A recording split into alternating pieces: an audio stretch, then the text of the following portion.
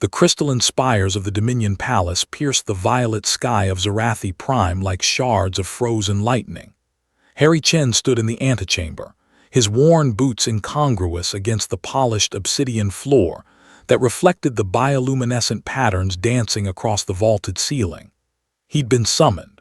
That much was clear from the 7 armed guards flanking him, their exoskeletons humming with barely contained energy.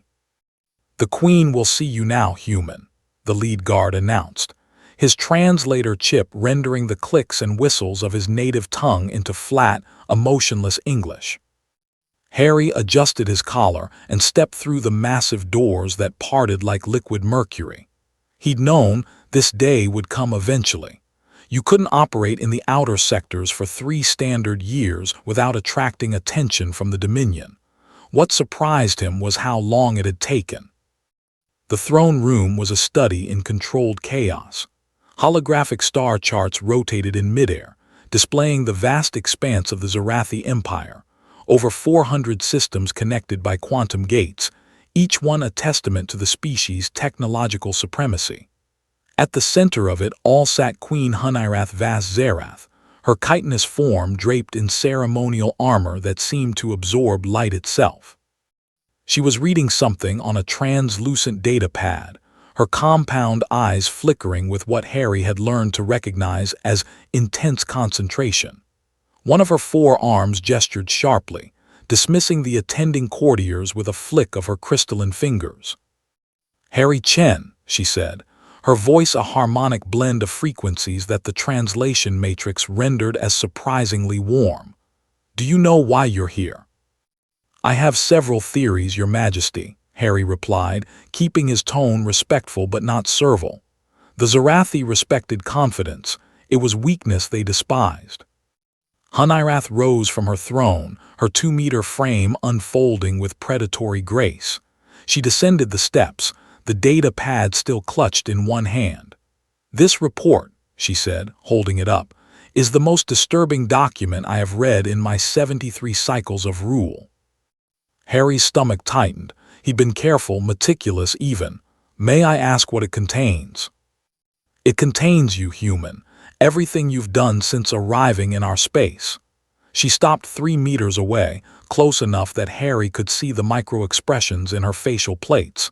"Do you know what you are?" "A freelance engineer," Harry offered. "An impossibility," Hunirath countered. She began to pace, her footsteps silent despite her mass. 3 years ago, you arrived at Outpost 17 on a derelict human vessel held together by what our analysts generously termed optimistic engineering. You had no credits, no connections, no resources. "I had skills," Harry interjected. "Skills?" Hunirath's laugh was like wind chimes in a hurricane. "According to this report, in your first month, you repaired a quantum stabilizer using nothing but scrap metal and a fundamental misunderstanding of physics that somehow worked anyway. You shouldn't have been able to do that. The mathematics don't support it." Harry shrugged. "I improvised." "You violated the laws of thermodynamics." Hunirath's voice rose, the harmonics shifting into ranges that made Harry's teeth ache. "Our scientists spent 2 weeks analyzing your work. Do you know what they concluded?" "That I got lucky. That you fundamentally don't understand how quantum mechanics work, and yet you manipulated quantum states with nothing but intuition and welding equipment." She thrust the data pad toward him. "Read section 7. Harry took the device, scrolling through the dense text. It was a comprehensive analysis of every job he'd completed, every repair, every modification. The Zarathi had been watching him more closely than he'd realized. "The fusion reactor on Mining Station Gamma 9, Hunirath continued. "It had been offline for 6 months. 12 of our best engineers declared it irreparable.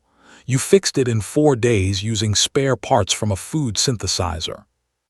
The magnetic containment coils needed."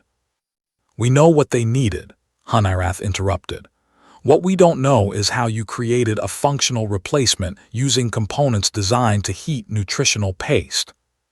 Harry set down the data pad. Your Majesty, I think there's been a misunderstanding. I'm just a human doing what humans do, making things work with whatever's available. That, Hunirath said, pointing one of her clawed fingers at him, is precisely what has driven me to distraction. She resumed her packing. Do you understand what the Zarathi Empire represents? We are the pinnacle of technological achievement. We have mastered quantum engineering, bioforming, faster-than-light travel. We build our cities on principles that took us millennia to understand. I'm aware of your accomplishments, Your Majesty. And yet, Hunirath's voice dropped to something almost dangerous. You, a single human with outdated tools and no formal training in our systems, have a 97% success rate on repairs that our certified technicians fail at 60% of the time. The silence that followed was heavy with implications. Harry chose his words carefully. Different perspectives can lead to different solutions. Different perspectives. Hunirath stopped packing and fixed all of her eyes on Harry. Section 12 details the incident on transport ship Valor, a cascade failure in the life support system, 8 hours of breathable atmosphere remaining. Our crew followed protocol, began evacuation procedures. You were a passenger. Harry remembered that day vividly. The panic, the alarms, the crew efficiently preparing to abandon ship. You told them you could fix it, Hunirath continued. They ignored you, so you broke into the environmental control room, a crime, I should note, and proceeded to rewire the entire system in 3 hours. The fix was temporary, Harry said. The fix shouldn't have been possible, Hunirath countered. You bypassed 7 safety protocols that exist because removing them should cause catastrophic failure, except it didn't. The ship made it to port with full life support operational. Our investigators still can't explain how. I saw the pattern, Harry tried to explain. The way the systems interacted, there was a vulnerability in the safety protocols themselves.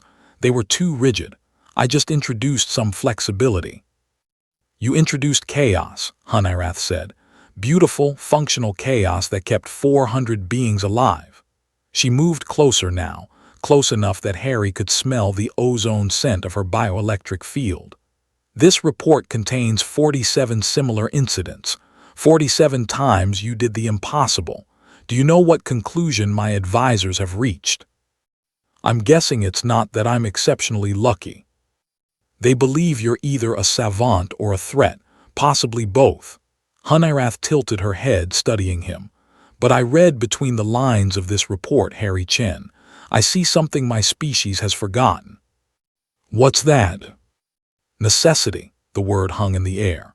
We Zarathi have built our empire on perfection, on understanding every variable before we act. We have eliminated chaos from our engineering, and in doing so we've eliminated adaptability. She gestured to the star charts around them. Our expansion has stalled, not because we lack the technology, but because we've become rigid. We can't improvise. We can't make do.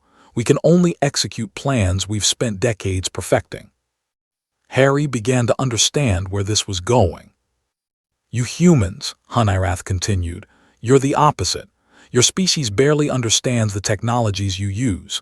You violate physical laws through sheer ignorance and make it work through. What? Determination. Luck. I've read the reports on your homeworld. You've had working quantum computers for decades, but half of Earth's engineers still can't explain how quantum entanglement actually functions.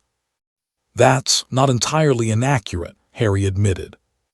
And yet you make things work. You adapt. You improvise. You survive. Hunirath returned to her throne, settling into it with a thoughtful expression. This report didn't make me lose my mind with anger, Harry Chen. It made me lose my mind with possibility. She touched a control on her throne's armrest, and the holographic displays shifted, showing construction projects across the empire. Half-finished stations, stalled terraforming operations, abandoned research facilities. These are our failures, Hunirath said. Projects that hit unforeseen obstacles and stopped because we couldn't find perfect solutions. What could you do with them? Harry looked at the scope of it, billions of credits worth of infrastructure, sitting idle because the Zarathi refused to compromise on their standards. I could probably get most of them operational, he said slowly. They wouldn't be perfect. Perfect is the enemy of functional, Hunirath interrupted. A lesson my people forgot long ago. She leaned forward. I'm offering you a position, Harry Chen, Chief of Adaptive Engineering. You'll have resources, a team, and the authority to break every rule we've written about proper procedure. You want me to teach Zarathi engineers to be more human. I want you to remind us that the universe doesn't care about our equations, Hunirath said. I want you to show us that sometimes the best solution is the one that simply works, even if we don't understand why. She extended one of her hands. Will you accept? Harry looked at the offered hand, then at the star charts, then back at the Queen. He thought about 3 years of scraping by, of being dismissed as a primitive, of proving himself over and over. And now this, a chance to not just survive, but to matter. On one condition, Harry said, I get to name my team. Hunirath's facial plates shifted into what he'd learned was a Zarathi smile. Done. As Harry shook her hand, sealing the agreement, he couldn't help but laugh. You know, Your Majesty, I still think you're a little crazy for this. Perhaps, Hunirath agreed. But as you humans say, desperate times call for desperate measures, and I am desperate to see my empire move forward again, even if it means embracing chaos. Then you've hired the right human, Harry said. And in that moment, in a throne room on an alien world, the future shifted. Not because of perfect planning or precise calculations, but because a queen had read a report about an impossible human and decided that impossible was exactly what her empire needed.